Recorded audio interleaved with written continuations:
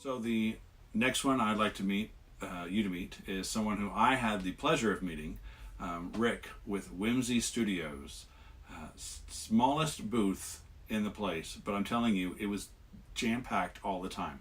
For me to get an interview with him, I had to start and stop probably at least 4 or 5 times because of all the people that insisted on shopping, which I mean they should. He had great stuff. But I wanted to share a little bit about our conversation and share a little bit about what he does. So Whimzee Stitches is next. So now we're in the Whimzee Stitches Studios booth, and this is Rick. I'm Rick. Hi, Rick. Nice to meet you. It's a pleasure. So tell me a little bit about what you guys do here at Whimzee Studios. I started off just making project bags about 5 years ago. Okay. And it really just came out of a necessity of my own, which was I saw people with cute bags and says, well, I can sew. So I started sewing my own little bags. And then people started asking, well, do you sell them? I said, well, I could sell them to you. And then, in a very short period of time, I had an Etsy shop, and the Etsy shop turned into shows, and now it's basically full-blown, full-time for 4 years, making bags. And then I introduced yarn just this past year. So I'm also doing some hand-dyed yarn as well. That's slowly introducing itself into the business. Okay. I think bags will still be the primary focus. But for the most part, it's just a fun process. That's neat. So do you knit? I do. Okay. How long have you been knitting for? About 6 years. Okay. About 6 years. I was a crocheter. I learned how to crochet as a child. Okay.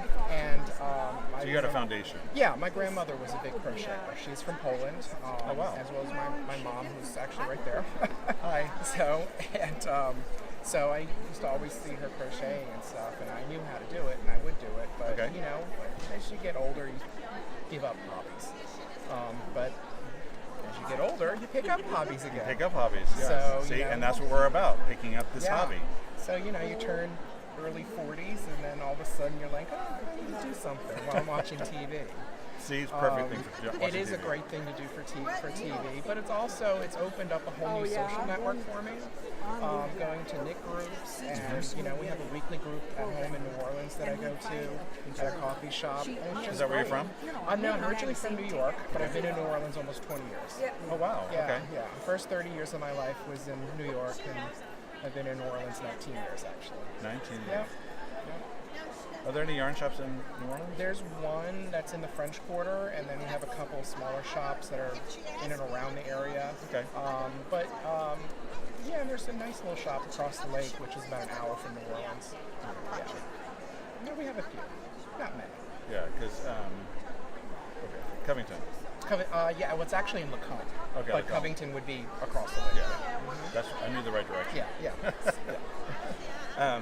Okay, so been about 4 years, new yarn. That's exciting. We're going to feature some of that a little bit later because it's so neat. I want you guys to see it. Awesome, thanks. Yes. And so do you have any other things that you want to tell us about your product? Not really about the product. I mean, I focus basically out of need. I'm pretty known for the clear bags that you see back here. You see those back there? Yeah, so those are really easy, transportable, great. You can always see your project inside the bag. And I have that in a small and know medium which size. whip, remember we talked about that, work in progress? Right. Which whip is in the bag? Well, Yes. if it's clear, you know what's in there. Yeah, you can clearly see because there's a window that goes all the way around the bag. So it's like basically a 360 window all the way around. So you'll always see what's in that bag. Very handy. Yeah.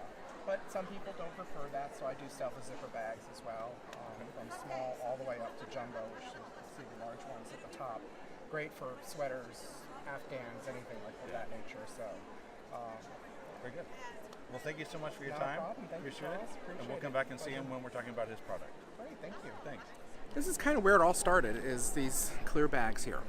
I kind of put these together and over time kind of redeveloped them and made them a little more simplistic. This is it without any product in it, but the whole point of the clear bag is so that you always know what's inside of the bag. And this way you never have to guess or open it to say what's in that bag. And this is a sock project in here, which was a great project for most guys, Yeah. because we all need socks. Exactly. And they're fairly simple. It does not take much effort to learn how to do this, and I think all men can do this. If I can do this, and I have big man hands, and this is a very small needle size, and that's something you'll learn over time. Exactly. That's what I do a knitting clinic. Yes. Where I'm teaching everyone how to knit, and so we're eventually going to get to socks. Exactly. So this that's a good. This is one that's already been finished, so you can kind of see the sock, and it's a great color for most guys. I mean, you can wear this with jeans, with just about any outfit. And believe it or not, wool socks are very comfortable in the summer as well. So that's something they're insulating from both heat and cold. Exactly. So don't worry about sweaty feet, because actually it helps. But this is a great bag for guys as well as women. It closes up, and you can actually take this on the go if you really wanted to. It has a removable strap, so if you don't need the strap, you can take that off. That's very clever. I find a lot of people like to knit as they walk, and that's pretty much where this has led me to. And then that has led to a multitude of those products coming together, as well as a larger size. If I can get one of these off of here. So this would be the next size up once you start doing larger projects, perhaps a shawl, which is what I'm wearing around my neck. Call it a shawl, but you can call it a neck scarf. You can call it just about anything you want. Yep. But this would work great for that. Just take care of that later. And then there's other things that I do as well. Zipper bags are always fun as well, because sometimes you do want to protect your knits from light. So that's what zipper bags that are completely fabric covered. And I do a couple of different sizes. This would be a small size. This would be great for a sock project, or a very small, what we call a 1 skein project. This is great for a 2 or 3 skein project. And then from there we go up to more of a small sweater size. You can fit 5 to 6 skeins of yarn in there. Wow. And then the largest size would be these up here.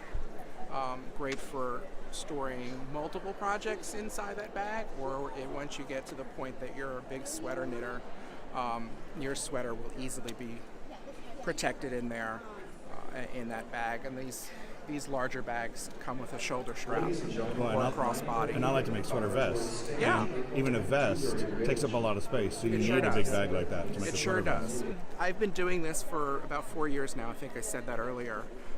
And the past year I have introduced yarn dyeing into my world.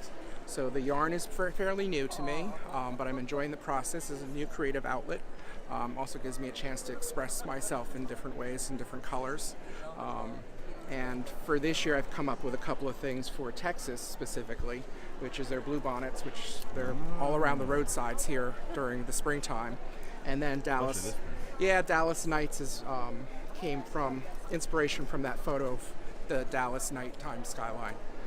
So that's kind of where that comes from. And right now I'm dyeing on 4 different bases.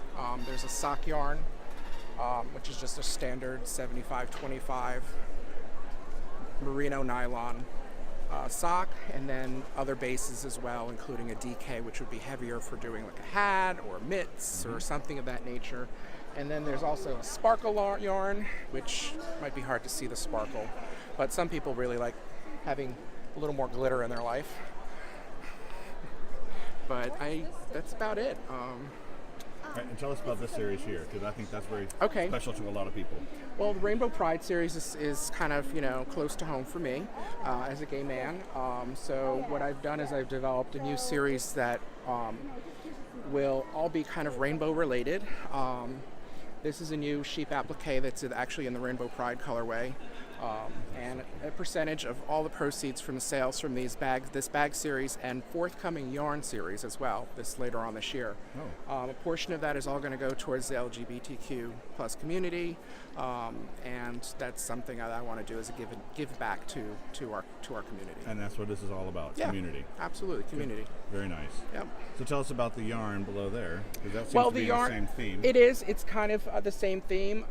It's not actually part of the Rainbow series, but it can be if we want it to be. But this is all DK Polworth yarn, so it's a New Zealand type sheep, and it's somewhat soft but a little bit more rugged. So it all really depends on what you're looking to do, what you want to do. There's a lot of different yarns out there, a lot of different bases, and it's something you just learn over time, what you like, what you enjoy, what wears well for you. That's one of the things we talk about on the channel, is where fiber comes from. Yeah, exactly. Some yarn qualities, like this is mostly wool, so it's a little warm for me today. So I'm starting to sweat because it keeps the heat in. Yep. But I also enjoy knitting with linen and cotton. I don't dye linen and cotton because it's a completely different process. That may come in the future, I don't know.